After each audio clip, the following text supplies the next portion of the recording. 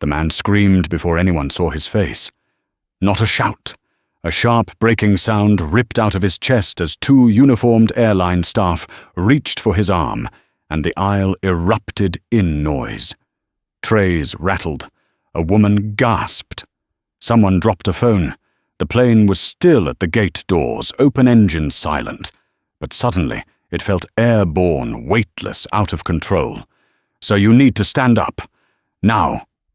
The voice cut through the cabin like metal on glass.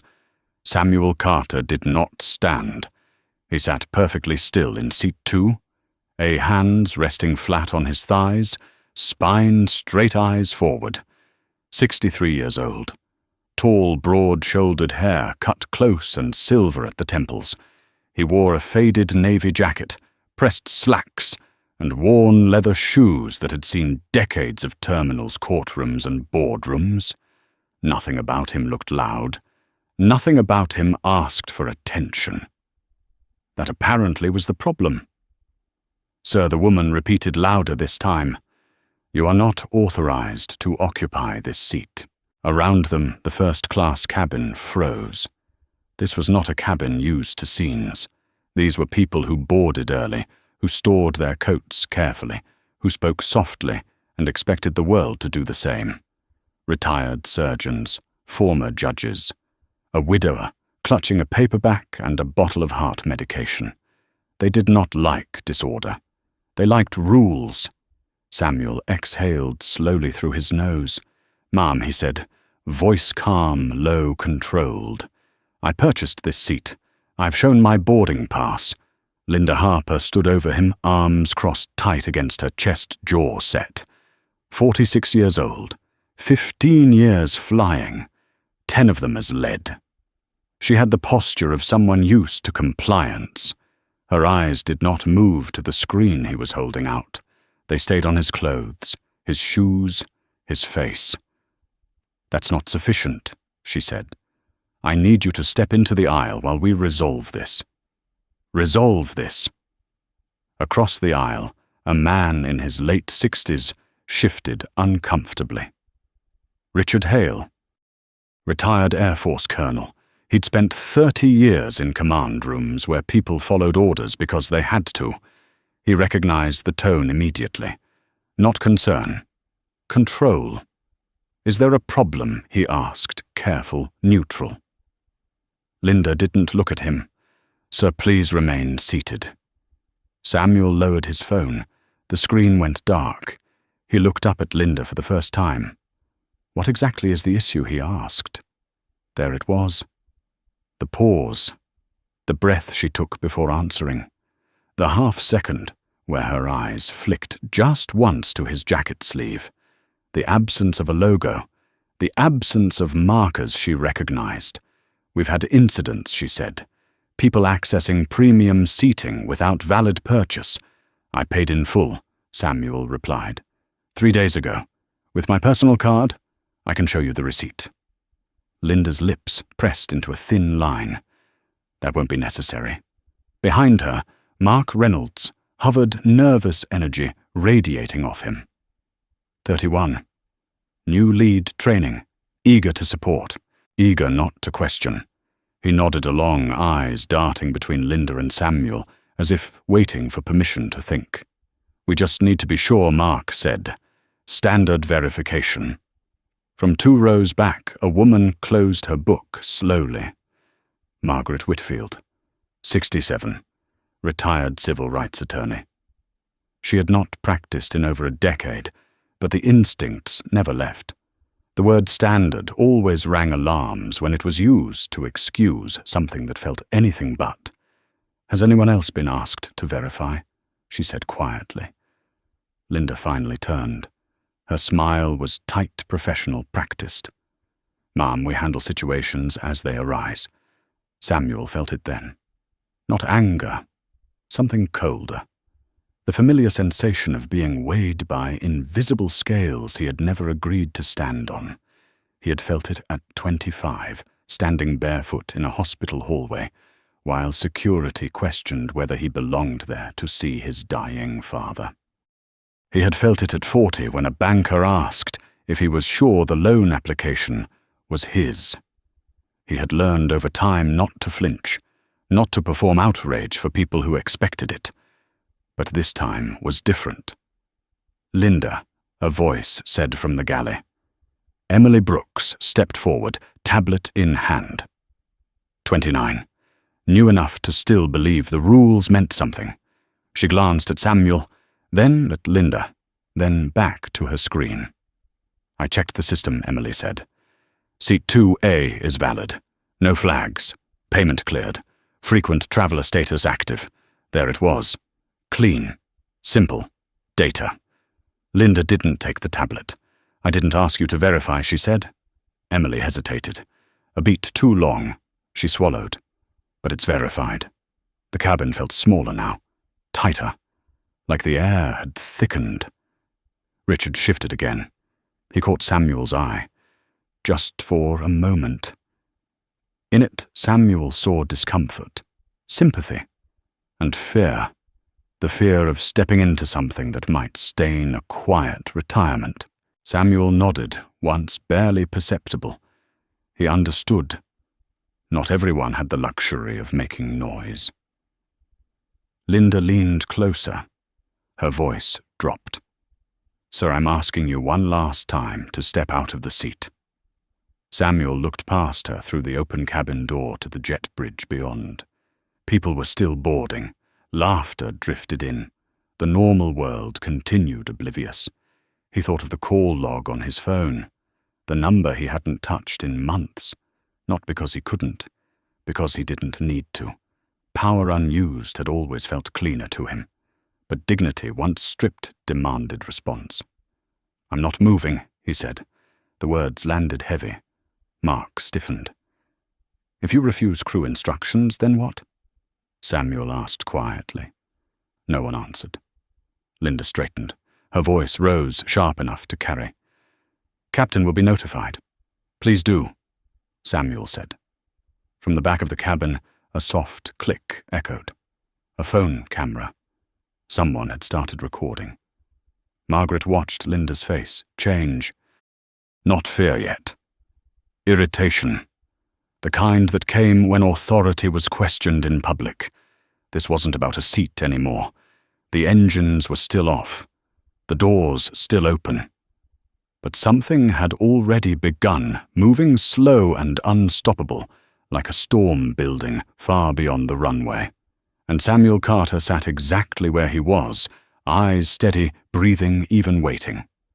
Captain Thomas Keller first heard about the situation as a nuisance. That was the word Linda used over the intercom. A nuisance in first class. His hand paused on the checklist pen, hovering the way it did when instinct told him something was off. Nuisances didn't usually come with raised voices or stalled boarding. They didn't draw the attention of the gate agent hovering just outside the cockpit door, eyes flicking toward the cabin every few seconds. "What kind of nuisance?" he asked. Passenger refusing to comply, Linda replied. Her voice was steady, clipped, controlled. Seat verification issue. Keller leaned back in his chair. 58 years old. 27 years flying commercial. He had learned to hear what people didn't say. Verification issue could mean anything from a broken scanner to a bruised ego. He looked at his first officer, who gave a small shrug. No alarms. No security alerts. "Has the system been checked?" Keller asked. "Yes," Linda said, just a beat too fast. "But I'm not comfortable clearing it yet." Not comfortable. Keller rubbed his jaw. Comfort was not a metric. Procedure was. "Keep it contained," he said. "I'll come up if it escalates." He clicked off, unaware that escalation had already arrived. Back in the cabin, Samuel felt the shift before he heard it. The way people leaned back into their seats, shoulders tightening. The way the air changed when authority doubled down instead of stepping back.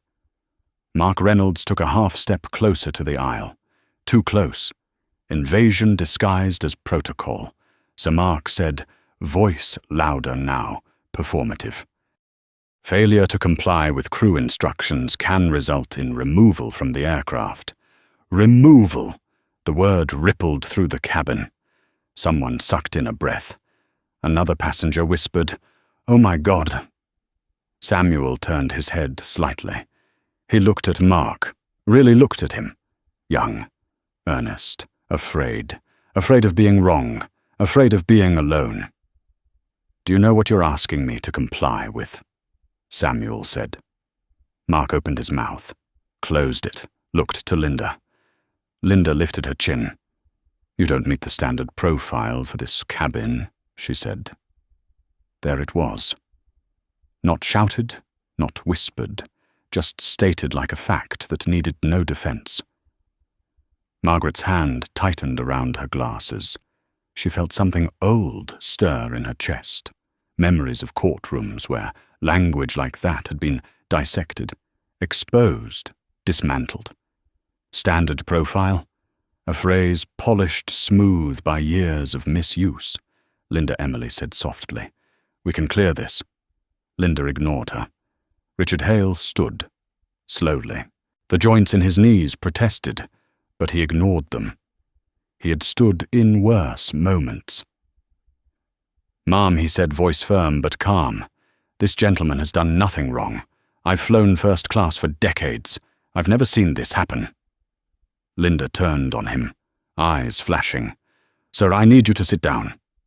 "No," Richard said. The word surprised even him. It felt heavy. Necessary.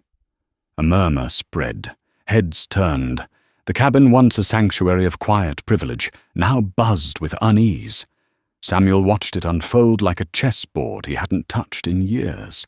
Every move predictable, every escalation avoidable. And yet here they were.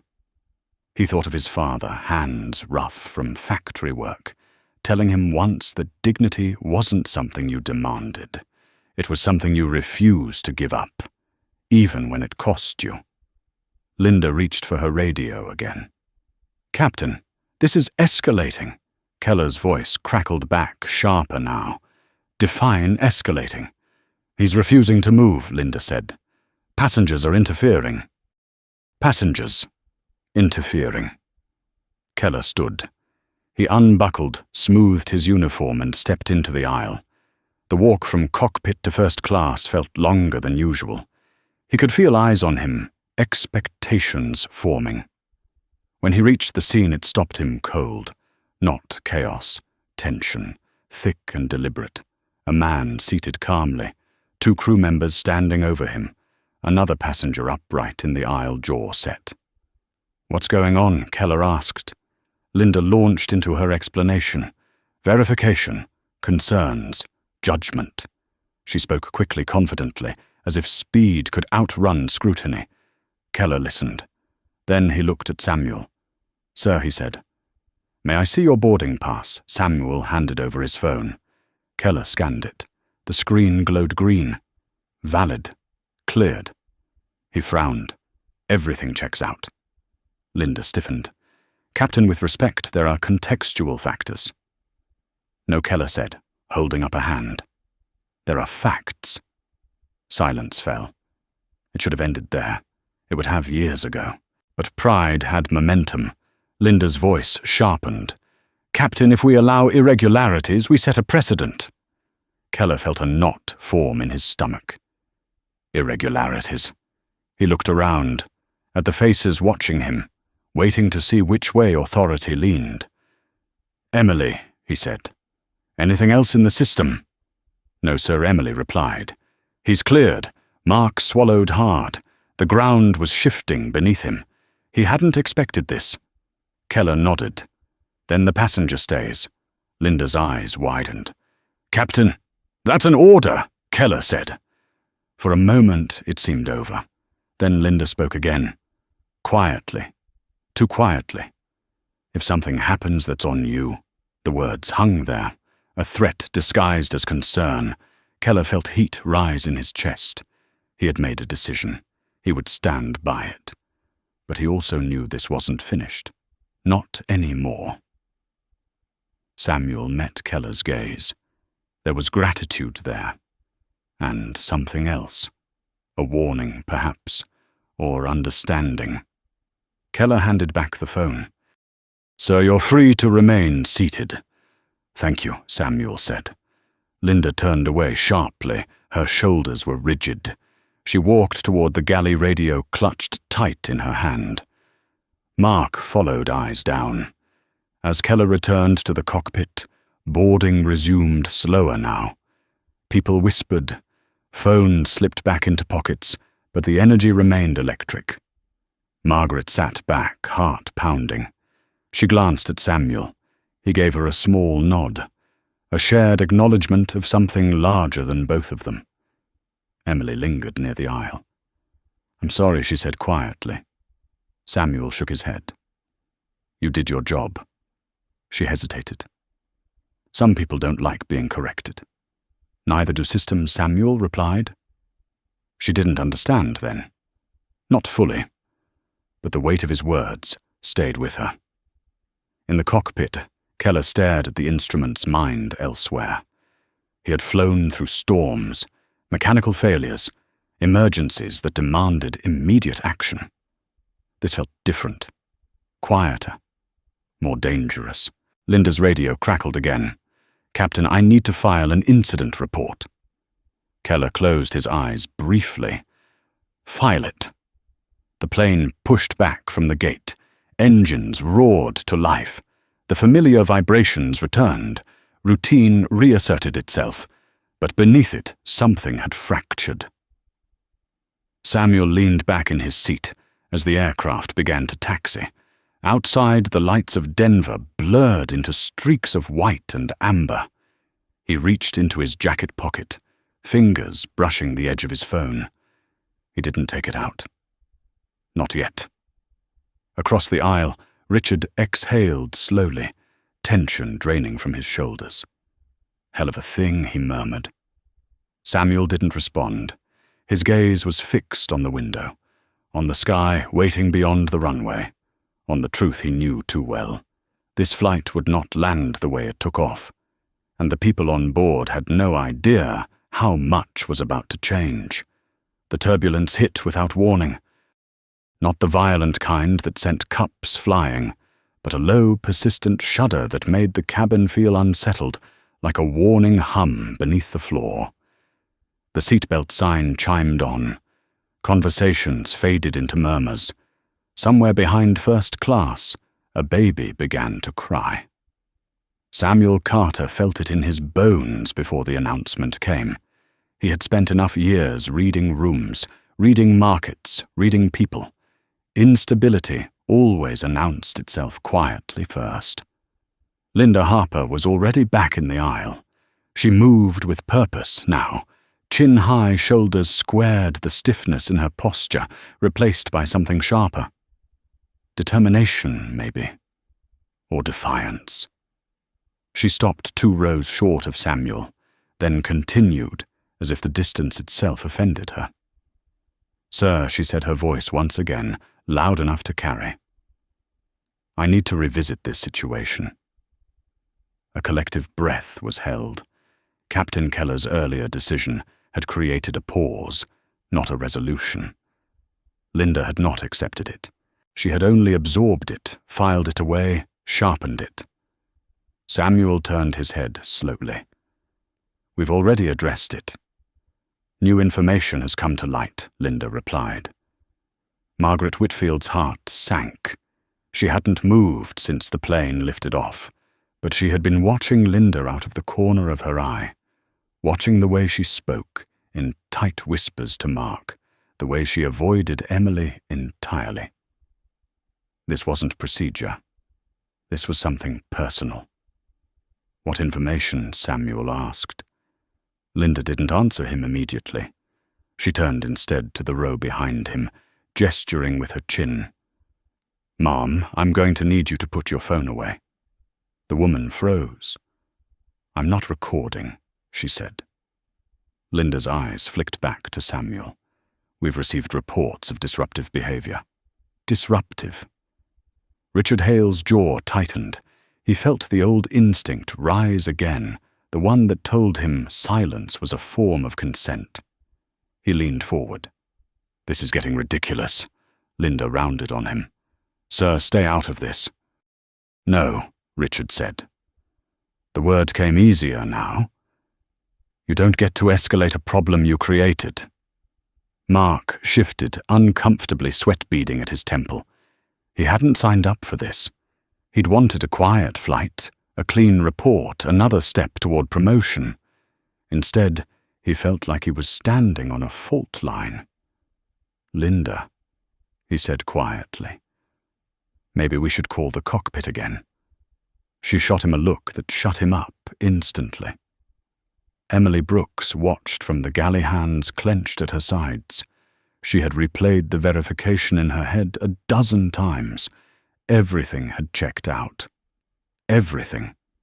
And yet the situation was unraveling, pulled apart by something she couldn't name, but could feel pressing in on her chest. Samuel noticed her. He noticed everything now. The way her eyes kept darting between Linda and the floor. The way she swallowed hard, as if words were trapped somewhere in her throat. Captain Keller already made his decision. Samuel said, "If you have a concern, you should take it up with him." "I intend to," Linda said. "But until then, I am responsible for maintaining order in this cabin." Order. The word echoed hollow. The turbulence worsened. The plane lurched just slightly enough to send a ripple of nervous laughter through the cabin. Overhead bins creaked.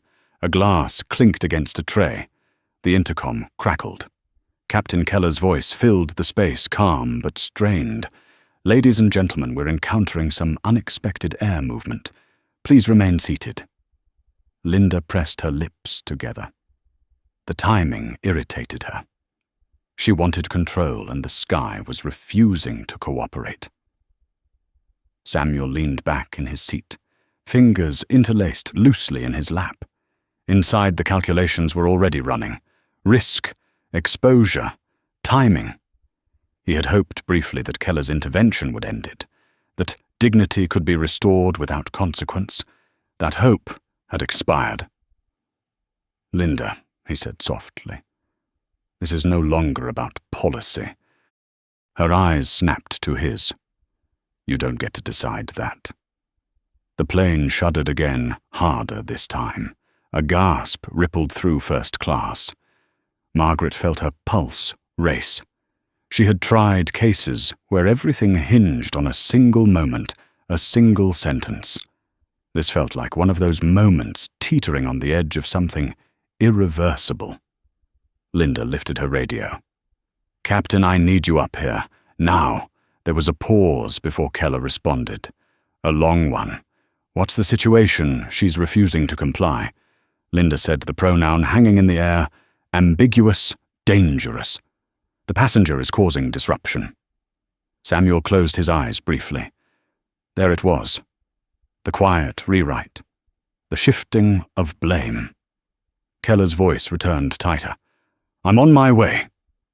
Linda lowered the radio, satisfaction flickering across her face. She had escalated. She had forced the issue. Mark's stomach dropped. He could see it now, the line they had crossed.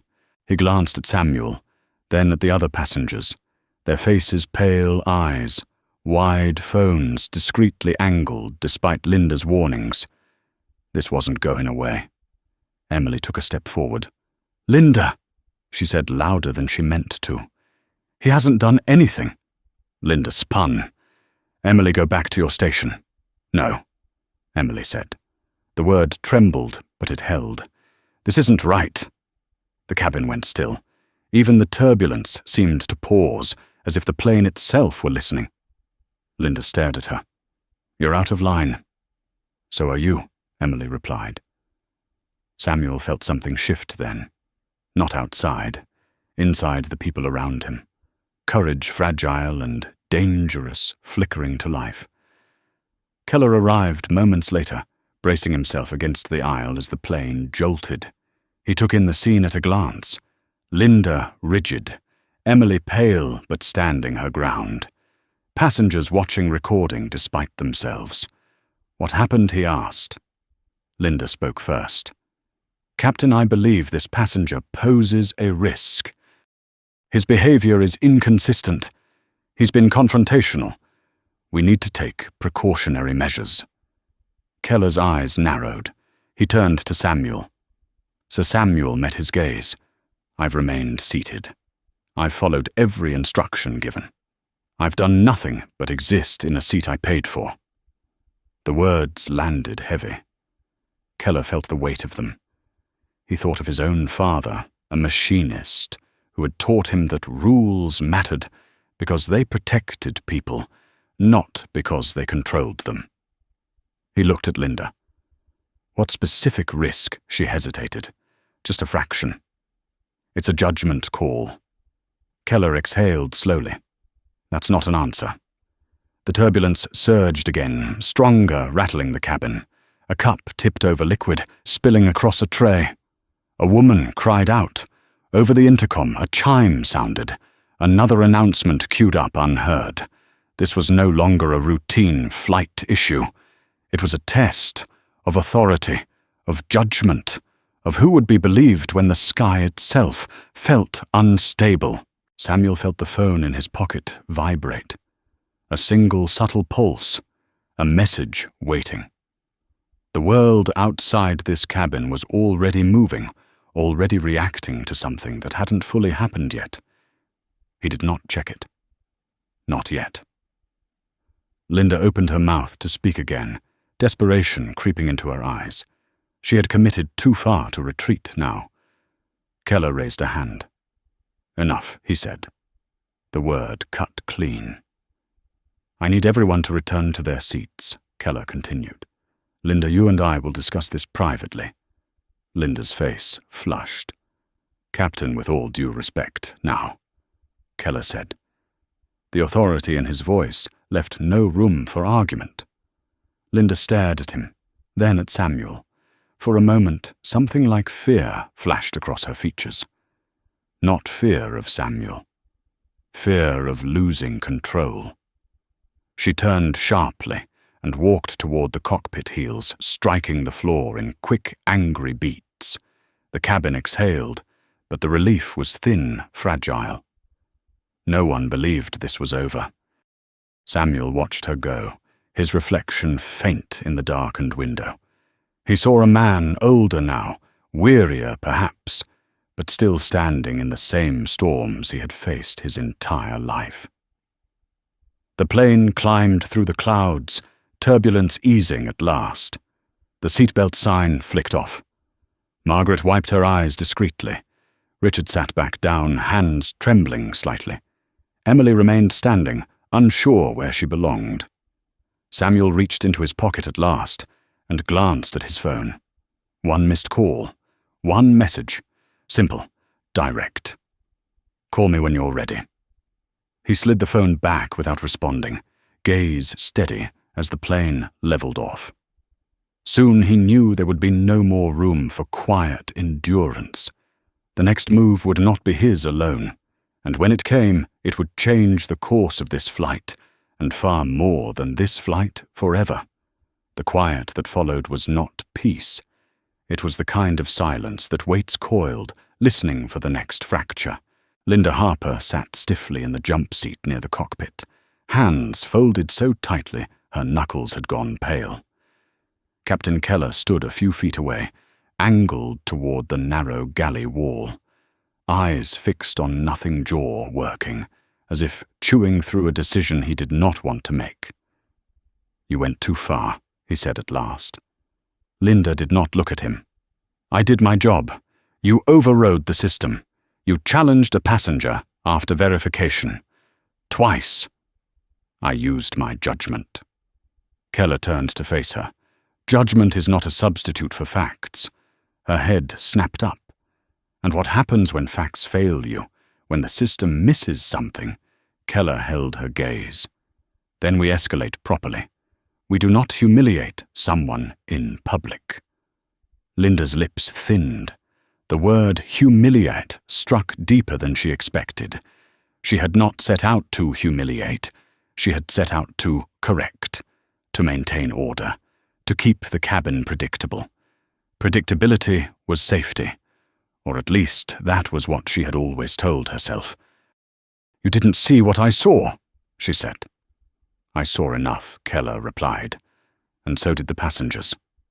A faint vibration ran through the aircraft, not turbulence this time, but the steady hum of cruise. The plane had settled into altitude, the world outside smoothed into endless cloud and sky. Inside, nothing had settled at all. In first class, Samuel Carter sat, unmoving eyes, half-lidded, listening to the subtle rhythms around him. The clink of glass, the soft shuffle of a blanket, the controlled breathing of people trying not to look at him and failing. He felt the weight of their attention like a pressure against his chest. Not hostile, curious, uneasy. Margaret Whitfield leaned toward Richard Hale, voice low. "This isn't ending quietly." Richard nodded. "No, it's turning." Across the aisle, a man with silver hair and a pin-striped jacket stared at his folded hands. He had flown this route for decades. He had seen delays, diversions, medical emergencies. He had never seen authority argue with itself in mid-air. Emily Brooks stood at the service cart pretending to organize napkins. Her hands shook. She replayed the moment she had said no. The word still echoed in her ears. It had come out before she could stop it, driven by something she didn't know she possessed. She wondered what it would cost her. She wondered what it would cost her if she had stayed silent. In the cockpit, Keller keyed the intercom to the operations channel, not the cabin. His voice dropped. "I need a quiet consult." A voice answered almost immediately, efficient neutral. "Go ahead." "There's an internal issue with crew conduct," Keller said. "Potential passenger complaint." "How severe?" Keller glanced through the narrow doorway toward the cabin, toward the ripple of eyes and phones and unspoken judgments. "Severe enough to document fully." There was a pause. "We'll loop in oversight."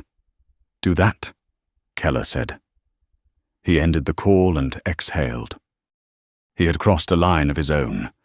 Once oversight entered, this would not remain a matter of personality or discretion. It would become a record, a trail. Linda watched him, understanding dawning. "You're putting this on file. I'm protecting the flight," Keller said. From what she snapped, from becoming something worse. She laughed once sharp. "You think this is about one man?" Keller did not answer. In the cabin, a chime sounded.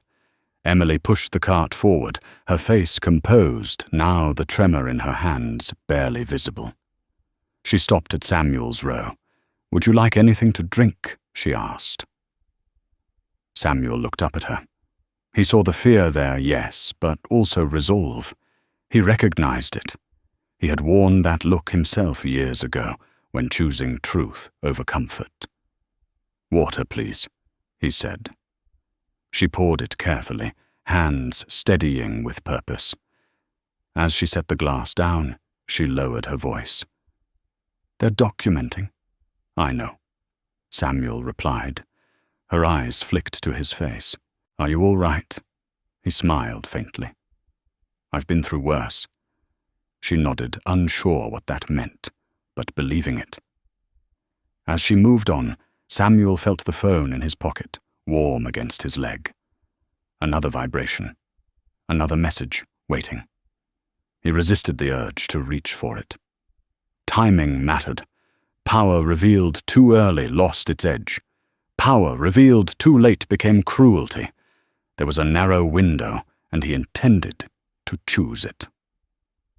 Linda returned to the cabin with a tray, movements clipped eyes avoiding Samuel entirely. She addressed the passengers with a practiced smile that did not reach her eyes. "We'll be resuming service shortly. Thank you for your patience." No one thanked her. As she passed Samuel's row, her shoulder brushed the armrest. An accident, perhaps? Or not? She did not apologize. Margaret felt her chest tighten. She had seen this kind of doubling down before, in depositions, in people who sensed the ground shifting and tried to anchor themselves by force. Richard leaned forward again. "Captain." He called not loudly, but firmly. Keller turned from the aisle. "Yes, sir, I want it noted. Richard said that several of us witnessed inappropriate conduct." A murmur of agreement followed. Heads nodded. A woman raised her hand. Another man cleared his throat. Keller nodded once. "It will be noted." Linda froze. She turned slowly. "Captain, we can't run an airline by committee. We can't run it by bias, either," Margaret said. The word bias fell into the cabin and did not bounce. It stayed. Linda's face flushed. "That's a serious accusation." "So is discrimination," Margaret replied. Her voice did not shake. "And one tends to follow the other." Samuel closed his eyes briefly. He felt the story crystallizing around him, not because he had spoken loudly, but because others had found their voices. This was always the moment that mattered most. Not the reveal, the witnesses. Keller stepped between Linda and the passengers. "Enough. Service will continue. This discussion is over." Linda stared at him, betrayal plain on her face. She turned away, jaw clenched, and pushed the cart toward the galley. The flight attendants resumed their routines with mechanical precision. Drinks served, trash collected. The choreography of normalcy attempted to overwrite what had happened. It failed. Every gesture carried tension. Every smile felt rehearsed. Samuel sipped his water and watched the clouds slide past the window. He thought of the board meeting scheduled for the following week, the agenda items he had skimmed without interest. He thought of the memo he had not yet sent the protocol still in draft, waiting for a catalyst he had hoped would never be necessary. Catalysts rarely asked permission. His phone vibrated again. This time he checked it. A single line, calm and professional. "Oversight is engaged. Say the word." He typed nothing. He slid the phone back. Across the aisle, Richard met his gaze. "You're taking this well," he said quietly. Samuel considered the question. "I'm choosing when to respond." Richard nodded. "That takes restraint." "It takes practice," Samuel said. The lights dimmed slightly as the aircraft crossed into a new airspace.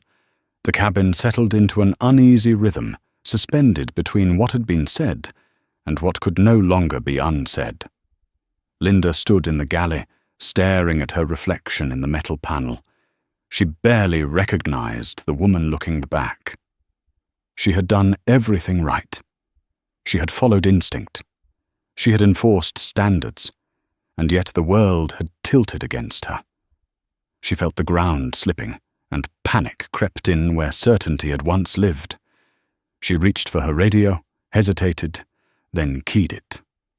"Operations," she said. "I need guidance." The response was not immediate. In the cockpit, Keller adjusted the heading slightly. Hands steady, heart heavy. He had flown thousands of hours without incident. He knew with a certainty that surprised him that this flight would be remembered long after the logbooks forgot it. Samuel leaned back, eyes closed, now the hum of the engines, a low, constant pulse. He felt the moment approaching the convergence of choice and consequence. He would not raise his voice. He would not demand. He would allow the truth to step forward, fully formed, undeniable. When it did, there would be no going back. The message arrived just as Linda Harper poured a cup of coffee she did not intend to drink. Her radio chirped softly, a private channel tone that bypassed cabin chatter and protocol niceties. She stiffened thumb, hovering, then answered. "Harper. This is flight operations," a voice said, neutral, distant, trained to give nothing away. "We're reviewing an internal report tied to your cabin." Linda's stomach tightened. Reviewed by whom? There was a pause. A deliberate one. By oversight. The word landed like ice water. In the cockpit, Captain Keller felt the same chill when his console flashed a new indicator. An incoming priority line, not marked emergency, not routine.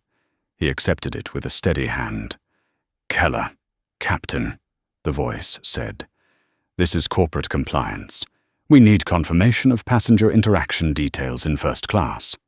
Keller closed his eyes for a fraction of a second. So it had reached them already. Faster than he expected. Faster than Linda had anticipated. "I'm available," he said. Good Compliance replied. "Remain on this frequency." The plane cut through a band of thinner cloud. Sunlight spilled across the cabin in pale streaks, illuminating dust motes and faces drawn tight with anticipation. People pretended to read, to nap, to look out the window, but no one was truly disengaged. Something important was unfolding, and everyone felt it. Samuel Carter opened his eyes. He had not slept. He rarely did when moments like this approached. His mind moved with the slow, deliberate clarity of someone who had waited a long time for systems to reveal themselves. He did not look at his phone, but he felt its weight heavy now with inevitability. Across the aisle, Margaret Whitfield leaned closer to Richard Hale. "They've looped in compliance," she murmured. Richard nodded. "Means this isn't about smoothing feathers anymore." Emily Brooks felt her heart hammer as she wiped down a counter that was already clean. She had seen the call light blink in the galley. She had heard the tone on Linda's radio. This was no longer just about doing the right thing. It was about surviving it. Linda returned to the aisle posture, rigid face, composed into something like calm. She stopped a row short of Samuel, not looking at him, addressing the cabin instead. "Ladies and gentlemen," she said, voice clipped. "We appreciate your patience as we ensure a safe and orderly flight." No one responded. A man near the window cleared his throat. "Are we being delayed?" Linda's eyes flicked to him. "We are maintaining schedule." That was not an answer. Samuel shifted slightly in his seat. The movement drew Linda's attention, despite her effort not to look. For a moment, their eyes met. In hers, Samuel saw something new. Not certainty, calculation. She leaned closer, lowering her voice. "You should know," she said, "that when oversight gets involved, it doesn't end well for anyone." Samuel studied her face. He saw fear now layered beneath pride. He chose his words carefully. "It ends," he said, "the way it should." Her jaw clenched. She straightened and turned away, heels striking the floor with more force than necessary. In the cockpit, Keller listened as compliance asked for time stamps, phrases used, sequence of events. He answered precisely. He did not embellish. He did not protect. Each fact laid down like a marker. "Thank you," Captain Compliance said at last. "Please remain available." The line went dead. Keller stared at the instrument panel, the steady glow of numbers and indicators grounding him. He had made his choice earlier. Now he would live with it. Linda keyed her radio again, fingers trembling despite her effort to steady them. "Operations," she said. "I need to understand the scope of this review." The response came slower this time. "Ms. Harper," the voice said, "you are being asked to refrain from further passenger engagement until landing." Linda's breath caught. "That's not standard. This is not a standard situation." She swallowed hard. Understood. She lowered the radio hands, shaking now. She felt the cabin watching her back, felt the judgment pressing in. For the first time, she wondered how this had slipped so far beyond her control. Emily approached her cautiously. "Linda," she said, "can I take over service?" Linda snapped her head around. "No." Emily held her ground. "Operations just asked me to stand by." The words hung there. Confirmation. Linda's authority eroding in real time. "Fine," Linda said sharply. "Do whatever you want." Emily nodded, heart pounding, and moved toward the cabin. As she passed Samuel, she caught his eye. There was no triumph there, only resolve. She leaned in slightly. "They've asked her to step back." Samuel nodded once. "Thank you." She hesitated. "I don't know what happens next." Samuel's gaze was steady. "Neither do they." The plane shuddered lightly, then smoothed. The engines hummed, constant indifferent. Outside, the sky stretched endlessly, uncaring of human conflict. In first class, a man several rows back stood and cleared his throat. "Captain," he said loudly enough to carry. "I want it on record that I witnessed inappropriate conduct toward this passenger." Another voice joined. "So did I." "And I," someone else said. The ripple spread. Hands raised. Statements offered. A quiet chorus of accountability. Keller turned in his seat, listening through the open cockpit door. He felt something loosen in his chest. This too mattered. Witnesses always did. Linda retreated to the galley. Shoulders slumped, now the fight draining out of her. She stared at the closed lavatory door, at the reflection of herself in its dull surface. She did not recognize the woman staring back. She thought of her years flying, of the authority she had built, the respect she believed she commanded. She wondered how quickly it could all disappear. Samuel closed his eyes again, not in exhaustion, but in preparation. He thought of the call he would soon make, not to assert dominance, but to force a reckoning. He had hoped never to need it. Hope, he had learned, was not a strategy. His phone vibrated more insistent now. He glanced at the screen. "Ready when you are." He did not respond. Yet. Margaret watched him, sensing the gravity gathering around his stillness. She leaned back, heart heavy, but certain. Whatever was coming, it was necessary. The cabin lights dimmed further as the flight continued east. Conversations stayed hushed. Eyes stayed alert. The plane carried them forward, unaware that somewhere far below, systems were shifting, protocols activating, and decisions being made that would reach far beyond this narrow aisle. Linda pressed her palms against the galley counter, breathing shallowly. She had wanted order. She had demanded control. Now she was watching it slip through her fingers, replaced by something she could no longer direct. Samuel Carter sat quietly in seat 2A, waiting for the exact moment when silence would no longer be enough. The call came through without a ring, no vibration, just the screen lighting softly in Samuel Carter's lap the way a door opens when it already knows who is standing on the other side. He did not answer it right away. He let it glow, felt the weight of every eye in the cabin without looking up, felt the shift in the air as if the plane itself sensed what was about to happen. Linda Harper noticed first. She was halfway through stacking unused cups in the galley when she saw the change in him. Not movement. Stillness. A deeper one. The kind that comes before impact. Her breath caught. She didn't know why, only that something irreversible had just been set in motion. Captain Keller felt it too, though he couldn't have explained how. A tightening in his chest, the subtle alertness that had saved his life more than once in the air. He glanced back through the cockpit doorway and saw Samuel sitting there, phone-lit expression unreadable. Samuel lifted the device to his ear. "Yes," he said. The word was quiet. It carried anyway. Linda froze. Emily stopped mid-step. Margaret's fingers stilled against the armrest. Richard leaned forward, heart-thudding instincts, screaming that this was the moment history tilted. Samuel listened. He did not speak again for several seconds. The engines hummed. A spoon clinked softly against a glass. Somewhere behind them, someone coughed. "Patch them through," Samuel said at last. The phone went to speaker.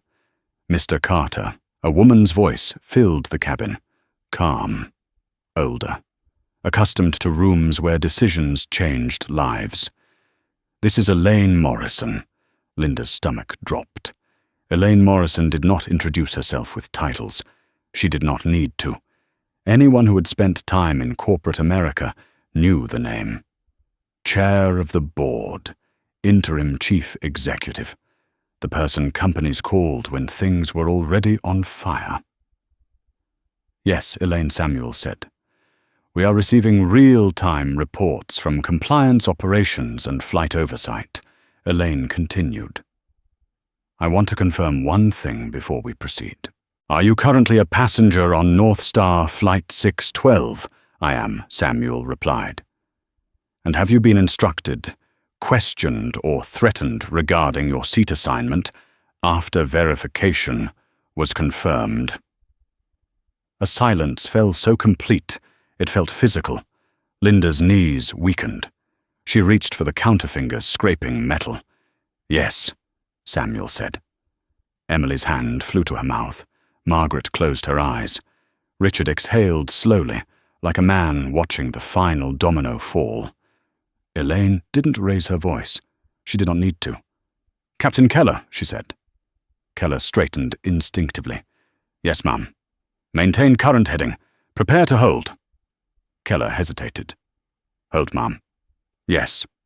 We are grounding this aircraft upon landing. It will not continue to Boston." A murmur swept through the cabin. Shock, confusion, a ripple of disbelief. Linda staggered back a step. Grounding the flight, she whispered, unheard. Elaine's voice remained steady. "This is now a corporate incident." Samuel watched Linda carefully. He saw the moment it registered. Not just trouble. Consequence, Elaine continued. "Mr. Carter, I need you to state for the record whether you have disclosed your role to the crew." "I have not," Samuel said. "Good," Elaine replied. "Please remain seated. Do not engage further." Linda broke. "This is insane," she said, voice cracking. "You can't shut down a flight over a misunderstanding." Samuel turned his head slightly, just enough to look at her. His eyes were calm, unforgiving. "This is not about misunderstanding," he said. "It's about exposure." Elaine's voice cut in. "Miss Harper, is that you?" Linda swallowed. "Yes." "Please step away from passengers immediately," Elaine said. "Security will meet the aircraft." Linda shook her head. "I was doing my job." Elaine paused. "Not for effect. For precision. Your job," she said, "is now under investigation." The words landed harder than any raised voice ever could. Mark Reynolds stood frozen near the galley face, pale. "Elaine," he said, without thinking. There was a pause. "Identify yourself." "Mark Reynolds, cabin crew." "Thank you, Mr. Reynolds," Elaine said. "Remain where you are." Mark's legs trembled. Emily felt tears sting her eyes, not from fear, but from something like release. She had never seen power used this way. Quiet, surgical, absolute. Elaine addressed the cabin now. "Ladies and gentlemen, I apologize for the disruption you have experienced. What you witnessed is not aligned with our standards. We will be compensating and rebooking every passenger on this flight." No one complained. Not one voice rose in protest. They were watching something larger than inconvenience. Margaret leaned back, hand over her heart. "Lord," she whispered. Richard nodded slowly. "That man," he said under his breath. "That man has been carrying this for a long time." Samuel closed his eyes briefly as Elaine continued issuing directives. "Oversight teams mobilizing. Internal review protocols activated. Legal notified. Every word clean. Final." Mr. Carter, Elaine said again. "When this aircraft lands, I will require your full account." "You'll have it," Samuel replied. "And Samuel," she added, dropping formality for the first time, "thank you for not shielding this." He opened his eyes. "It doesn't change if it stays hidden." The call ended. The phone went dark. For a moment, no one spoke. Then the cabin erupted into sound. Gasps, whispers. A woman near the window began to cry, softly. A man shook his head over and over, as if trying to wake from a dream. Linda slid down into the jump seat, hands covering her face. Her shoulders shook. 15 years. Gone. She could feel it. The uniform suddenly heavy on her body, a costume she no longer deserved. Captain Keller keyed the intercom voice steady, despite the storm raging behind his ribs. "Ladies and gentlemen, this is your captain. We will be diverting. Please remain seated." Emily moved through the cabin, offering water, offering presents. She stopped at Samuel's seat. "I didn't know," she said quietly. "Who you were?" Samuel looked up at her. "That wasn't the point." She nodded, tears slipping free now. "Thank you." "For what?" "For not looking away," she said. He held her gaze. "You didn't either." Across the aisle, Margaret leaned toward him. "You knew this would cost you." Samuel considered the question. "It costs more not to do it." The plane began its slow turn, banking gently sunlight shifting across the cabin like a moving line between past and future. Linda lifted her head at last. She looked at Samuel, eyes hollow. "If I had known," she whispered. Samuel did not raise his voice. He did not soften it either. "That's the problem," he said. Outside the horizon tilted. Inside, a system cracked open. North Star Flight 612 flew on no longer just a flight, but a reckoning, carrying everyone aboard toward a landing that would change far more than a destination. The descent felt heavier than the climb, as if the aircraft itself understood that it was carrying more than passengers now. The cabin lights dimmed further, casting long shadows across faces that had aged in the last hour. No one slept. No one read. They waited.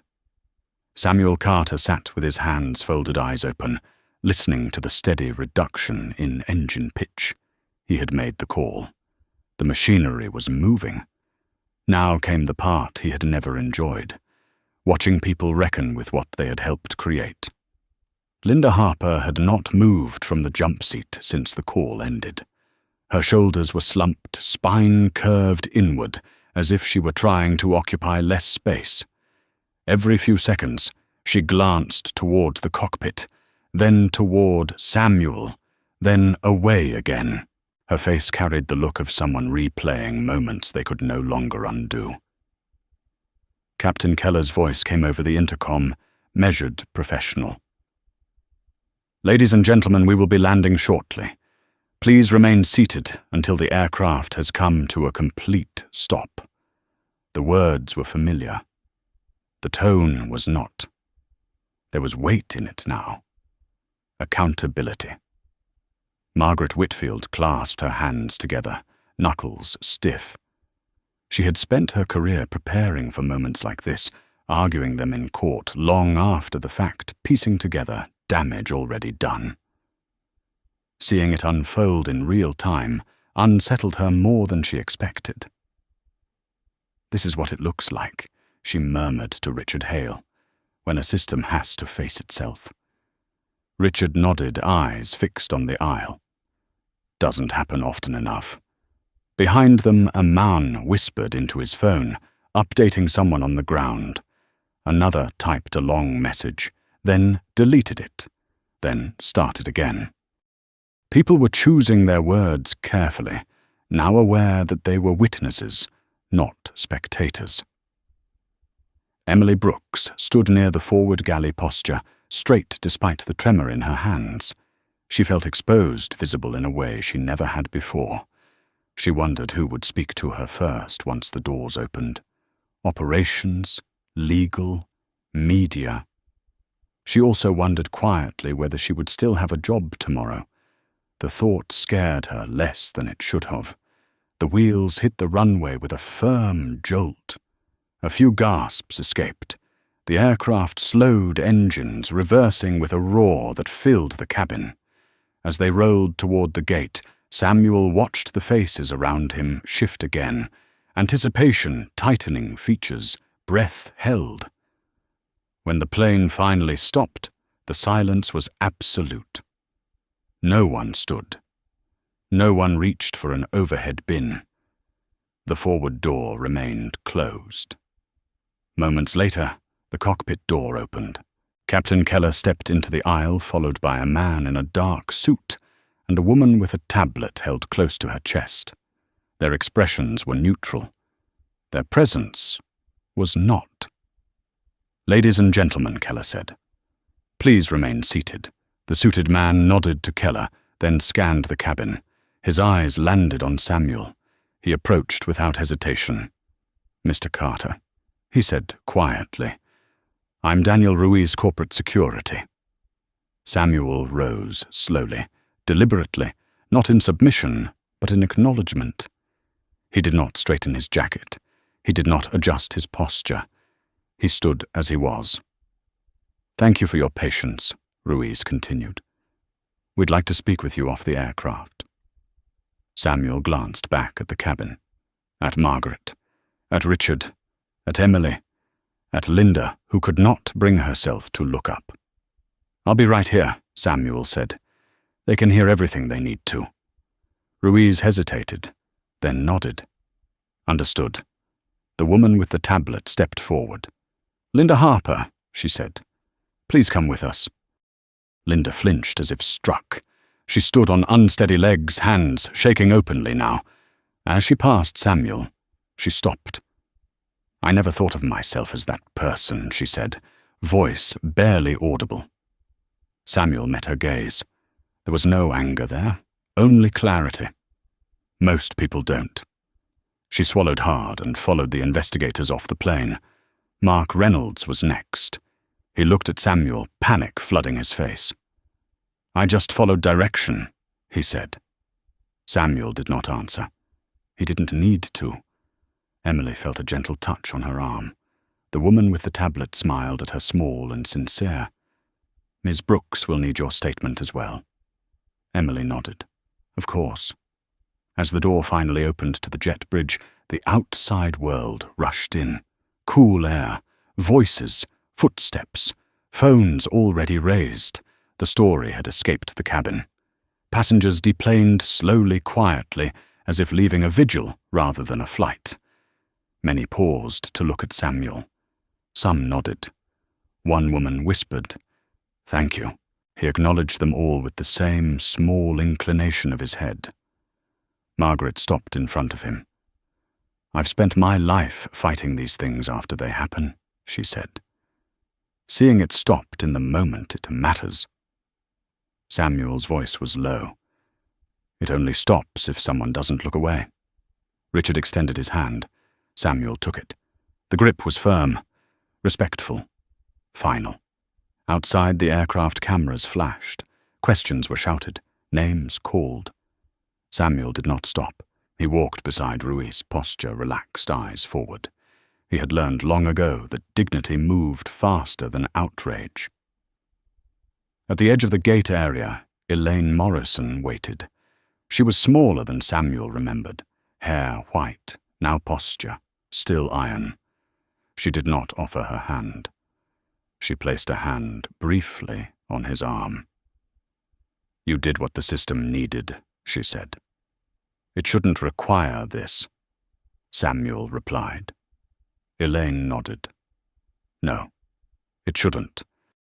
Behind them, the airline logo glowed on the terminal wall, unchanged, unaware that by morning it would mean something different. Inside the cabin, Emily sat alone for a moment before standing. She looked at the empty seat where Samuel had been. She felt altered, as if a door had opened somewhere inside her that would never fully close again. Linda Harper sat in a small conference room down the corridor, hands clasped, eyes red, listening, as the woman with the tablet read back her own words to her. Each one sounded harsher now, smaller, impossible to defend. For years, Linda had believed that order kept chaos out. She was beginning to understand that sometimes order was the chaos. Samuel Carter stepped into a quiet room with glass walls overlooking the terminal.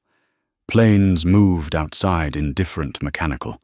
People hurried past, unaware of how close the world had come to remaining unchanged. He took a seat, finally feeling the weight of it all settle. Not relief, not triumph, responsibility. He would speak soon. Policies would change, training would follow, statements would be issued. But none of that would matter if people forgot the feeling in that cabin.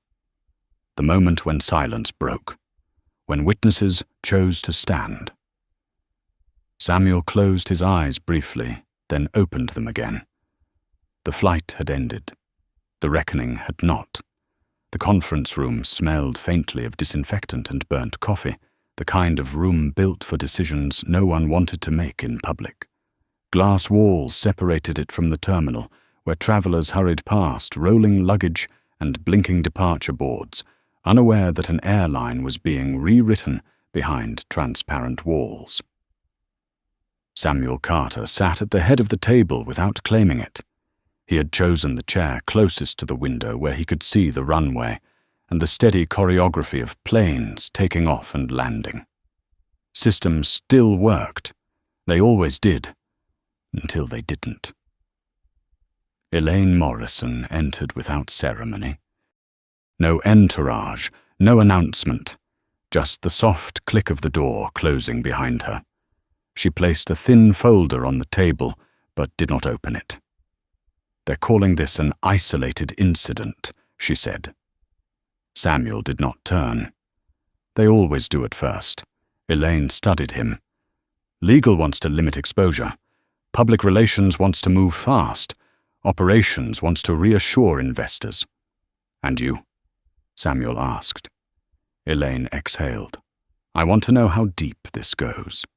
Outside the glass, a North Star jet pushed back from the gate. Samuel watched it inch away, engines whining, oblivious. "It goes as deep as comfort," he said. "And as far as no one ever challenged it." Elaine nodded slowly. "Compliance pulled internal data while you were in the air." She slid the folder across the table. Samuel did not open it. "Patterns?" he asked. "Yes," Elaine replied. "Not always loud, not always reported, but consistent. Discretion used selectively. Escalations justified by language that never appears in policy." Samuel closed his eyes briefly. He had expected as much. Hope was never a strategy. "How many?" he asked. Elaine hesitated. "Enough." In another room down the corridor, Linda Harper sat across from two investigators and a recorder blinking red. The questions came calmly, relentlessly. "Why did you override verification? Why did you continue after the captain intervened? Why did you use that language? I didn't mean it the way it sounds," Linda said again, voice hoarse. The investigator did not react. "How did you mean it?" Linda opened her mouth, closed it. The answer dissolved before it could form. There was no version of it that survived daylight. Mark Reynolds sat alone in a smaller office, staring at the carpet.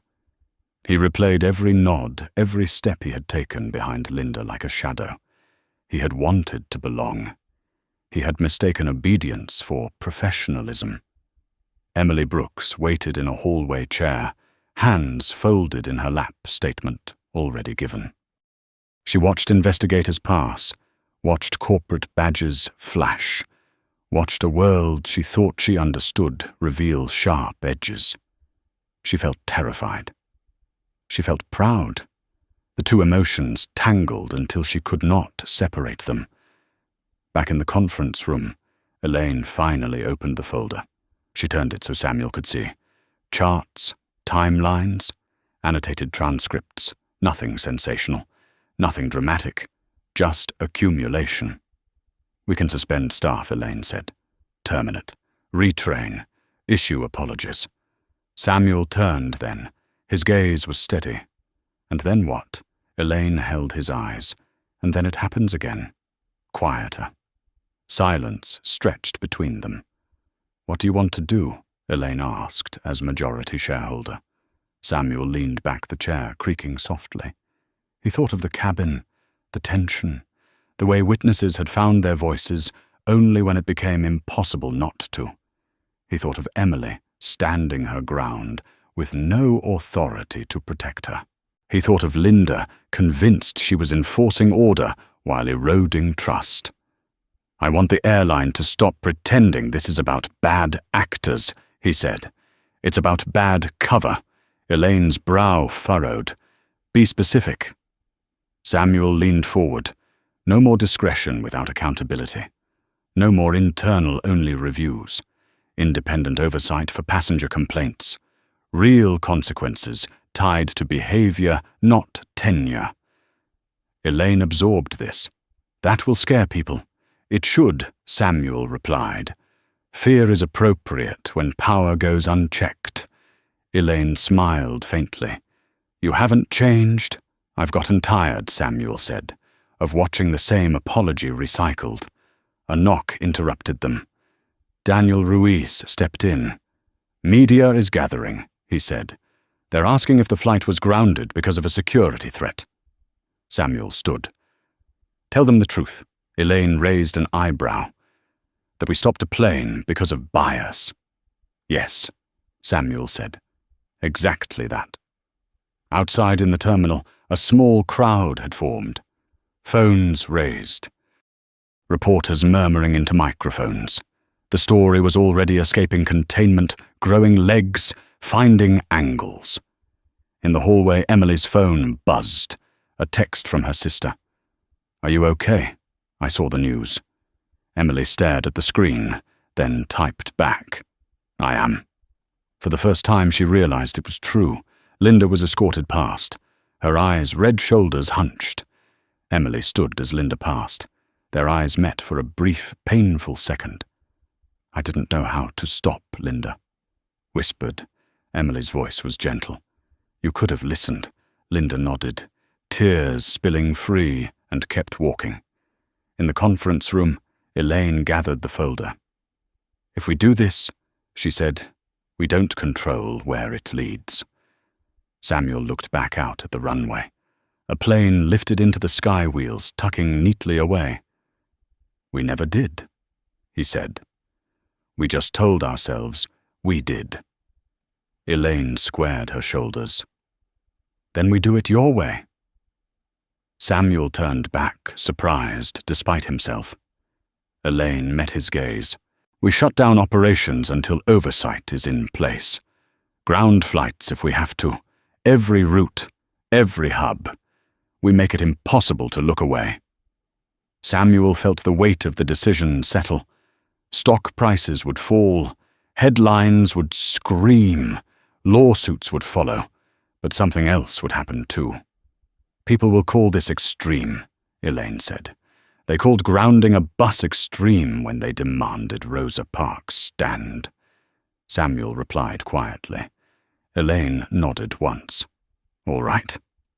She stood and opened the door. In the terminal, Keller watched from a distance as the announcement boards flickered. Delays, cancellations, a ripple of confusion spreading. He felt the sting of inconvenience for thousands of travelers and the strange certainty that it was worth it. Samuel stepped out beside Elaine, cameras snapping instantly. Elaine raised a hand, silencing questions before they fully formed. North Star Airways is suspending operations effective immediately pending a full independent review of our passenger treatment protocols, she said. Gasps, shouts, frenzied typing. This is not a safety issue, she continued. This is an integrity issue. Samuel stood beside her hands, relaxed expression unreadable. Discrimination does not fly with us, Elaine said. Not quietly, not systemically, not ever again. As they turned back inside, the noise surged behind them, but Samuel felt something else rise above it. Not triumph, not vindication. Momentum. For the first time in a long time, the system was not rushing to protect itself. It was finally being forced to change. The phones never stopped ringing. They just changed hands, bouncing from one office to another like sparks jumping wires. And the building learned a new sound. That afternoon, the sound of consequence moving faster than damage control. Samuel Carter stood alone in the executive hallway as screens lit up with numbers falling in red stock tickers, scrolling like nervous thoughts no one wanted to finish.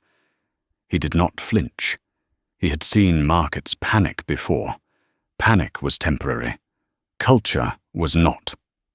Across town, in a quiet conference room, borrowed from a law firm that had cleared its schedule in under 10 minutes, Elaine Morrison faced a wall of faces on a video call. Board members, legal counsel, external auditors, all older, all seasoned, all realizing at different speeds that the ground had shifted beneath them. This is unprecedented, one director said, voice tight, shutting down operations voluntarily. It is not voluntary, Elaine replied evenly. It is necessary. Another face leaned forward. Do you understand the exposure, the lawsuits, the federal scrutiny? Elaine nodded. Yes. A pause. And you're prepared to proceed anyway. Yes. Silence followed. Not disbelief, recognition. The kind that comes when someone names the thing everyone has been avoiding. In a modest apartment not far from the airport, Emily Brooks sat at her kitchen table, hands wrapped around a mug she had reheated twice without drinking. The television murmured in the background. Her name had not been mentioned. Her face had not been shown. But she knew the moment belonged to her as much as anyone. Her phone buzzed again. Unknown number. This is Elaine Morrison, the voice said, when Emily answered. Calm. Professional. I wanted to thank you personally. Emily swallowed. I just did my job. No, Elaine replied gently. You did more than that, and we'd like you to help us make sure others can do the same. Emily closed her eyes. She thought of her first week on the job, of the training videos, of the sections that talked about procedures but never about courage. I'll help, she said quietly. In a different building, Linda Harper sat with her attorney staring at her own hands. The world had shrunk to a single table, and the realization that every justification she had ever used had sounded reasonable only inside her own head. They're making an example of you, the attorney said carefully. Linda nodded. They should. The attorney paused. You understand this could end your career? Linda laughed once, bitter and short. It ended the moment I stopped seeing him as a person. The attorney studied her. Do you want to fight? Linda shook her head. No, I want to be honest. At the airport, passengers crowded customer service desks, tempers, flaring questions overlapping. But something strange was happening alongside the frustration. Conversations were changing. People were explaining to each other what they had seen, what they had heard, why this mattered. An older man in a baseball cap told a young woman, I used to think stuff like this was exaggerated. Then I watched that video. She nodded. Me too. He sighed. Guess it's easier not to see it when it doesn't happen to you. On social media, the footage replayed endlessly, but the comments shifted. Less spectacle, more reflection. Stories surfaced. Quiet ones, familiar ones. The kind people had carried alone for decades. Samuel watched it unfold from a corner office he had not entered in years. He had asked that it remain empty. Power felt heavier when the room was quiet. Elaine joined him, closing the door behind her. The Department of Transportation is opening a formal inquiry, she said. Civil Rights Division as well. Samuel nodded. Good. Advertisers are pulling, Elaine continued. Partners are nervous. And employees? Samuel asked. Elaine hesitated. They're watching? Samuel turned to face her. Then we show them what accountability looks like. She met his gaze. We're drafting a new framework. Independent passenger advocates. Mandatory intervention protocols. Real authority, not symbolic. Samuel exhaled slowly. Make it plain language. No legal fog. Elaine smiled faintly. Already told them. Outside, dusk settled over the runways. Planes sat grounded, silent metal birds at rest. For the first time in years, the airline was listening to itself breathe. In a small studio apartment, Mark Reynolds watched the press conference on mute captions scrolling. He saw his own face, flash briefly caught in a freeze frame behind Linda. He felt a heat crawl up his neck. His phone buzzed. A message from his father. I saw the news. We need to talk. Mark stared at it. He knew the conversation would be hard. He also knew he could not avoid it anymore. Back in the terminal, a reporter asked Elaine, Do you regret how far this has gone? Elaine did not look at her notes. I regret how long it took. Another voice called out. Is this because the passenger was powerful? Samuel stepped forward before Elaine could answer. No, he said. The microphones leaned toward him. It happened because people were watching, and because enough of them decided that silence was no longer acceptable. A murmur rippled through the crowd. I did not ground this airline out of anger, Samuel continued. I grounded it out of responsibility. To the people who fly with us, to the people who work for us, and to the ones who learned long ago to lower their eyes and swallow the insult. The room was still. If this costs us money, he said, we will earn it back. If it costs us comfort, good. Comfort has been too expensive for too many. That night emails went out across the company. Clear, direct, no euphemisms, acknowledgement, apology, action. Emily read hers slowly twice. When she reached the line offering her a role in the new passenger advocacy division, her hands began to shake. She called her mother. They noticed, she said. Her mother's voice broke. I always knew they would. In the early hours of the morning, Samuel sat alone in his hotel room, city lights blinking beyond the window. The adrenaline had faded. What remained was weight. He welcomed it. His phone buzzed with a message from Elaine. Oversight committee confirmed. Independent chair appointed. We move at sunrise. Samuel typed back a single word. Good. He thought of his father, who had taught him to dress neatly, not to impress, but to avoid trouble. Of his mother, who had told him dignity was not something you asked for. It was something you carried, even when it was heavy. Tomorrow the airline would still be grounded. Lawsuits would come. Critics would howl. But something irreversible had happened.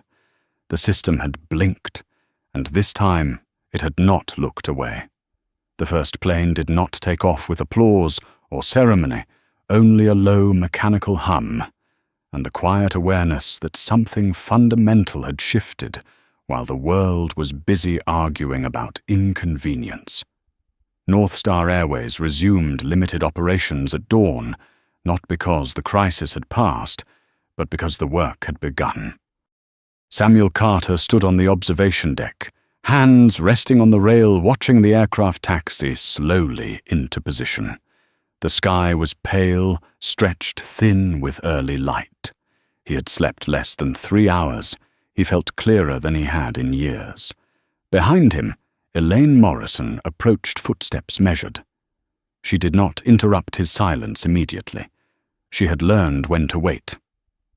"Federal monitors are on site," she said at last. "Passenger advocates are embedded on every departing flight. Independent oversight begins today, not next quarter."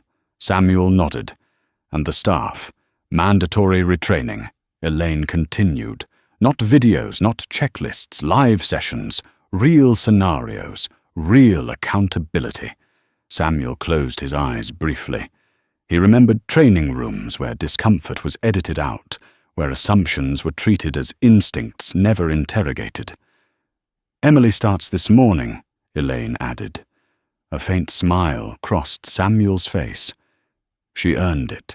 Inside the terminal, Emily Brooks adjusted the new badge clipped to her jacket.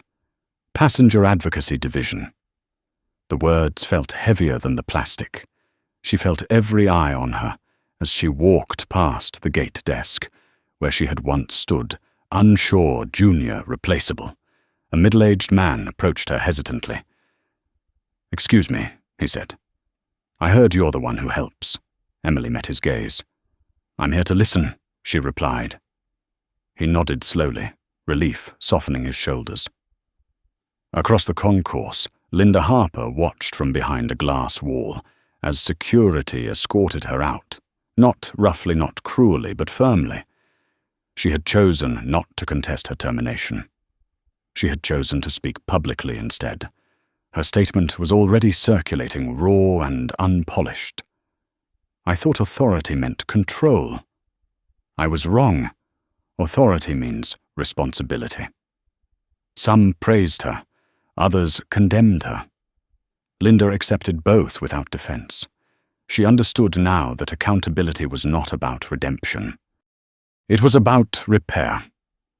Mark Reynolds submitted his resignation that morning. No press, no statement, just a letter acknowledging his failure to intervene. He enrolled in a restorative justice program recommended by the Oversight Committee. It was the first time he had ever chosen discomfort without being forced. In the control tower, Captain Harris reviewed new protocols with her crew. She paused at a section highlighted in bold. "Silence is participation." She had read it 3 times already. "I missed it," she said, aloud, voice steady but low. "I won't miss it again." The crew nodded, not out of obligation, out of understanding. News coverage shifted tone over the next hours. The outrage cycle slowed. Analysis replaced accusation. Experts debated the implications. Older viewers leaned closer to their screens, recognizing patterns they had lived with quietly for decades. In a retirement community outside Cleveland, a man turned to his wife and said, "That happened to me once, on a train. I never told anyone." She took his hand. "You just did." At headquarters, the board convened in person for the first time since the shutdown. The room was quieter than usual, less posturing, more listening. "This will cost us 1 director," said. Elaine answered evenly. So did ignoring it. Samuel stood not to dominate the room, but to anchor it. "We built this company to move people," he said. "We forgot that movement without dignity is just displacement. We are not here to protect a brand. We are here to correct a system." No one argued. Outside, a reporter asked a young employee how it felt to go back to work. "Different," she said, "like the rules finally apply to everyone." By midday, flights were departing smoothly. Not perfectly, nothing meaningful ever was. But the atmosphere had changed. Conversations were slower, eyes met more often. Authority carried less swagger and more care. Samuel walked the terminal without escort. A few people recognized him. Most did not. That was fine. He did not need recognition. He needed permanence. A woman in her late 60s stopped him. "I saw what you did," she said. "I never thought I'd see it." He inclined his head. "Neither did I." She smiled sadly. "Took long enough?" "Yes," Samuel agreed. As the day wore on, the narrative settled. This was no longer about a single flight or a single man. It was about systems aging out of their excuses, about witnesses choosing to speak, about institutions learning that transparency was not weakness. In the evening, Samuel returned to the observation deck. Another plane lifted into the sky, steady, unremarkable, carrying ordinary people who expected nothing more than to be treated as such. Elaine joined him once more. "We'll be studied for years," she said. "Good," Samuel replied. "Let them learn." She hesitated. "Do you regret revealing yourself?" Samuel watched the aircraft disappear into cloud. "I regret needing to." Elaine nodded. Below them, Emily finished her shift. She removed her badge, carefully placing it in her bag. She felt tired. She felt useful. She felt changed. On screens across the country, the footage played one last time before fading into analysis, commentary, history. The outrage softened into something steadier. Resolve.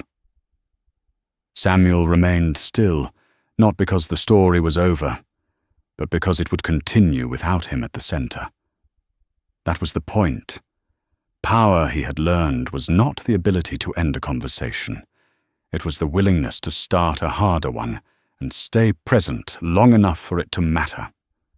As night settled and the airport lights glowed against the dark, the airline moved forward, altered, watched accountable.